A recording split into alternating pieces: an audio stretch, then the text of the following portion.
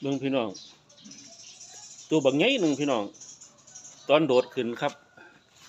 อ้าวมาจากไหนนี่ตอนโดดขึ้นโดดได้ครับบัดนี้ตอนลงบ่ได้ครับนี่เบิ่งครับตัวซ้ำไรครับคุณปาดน้องนี่โดดย้วยแต่ว่าน้องนี่โดดขึ้นบ่ได้แต่ว่าโดดลงได้ครับนี่เพิ่นผู้นี้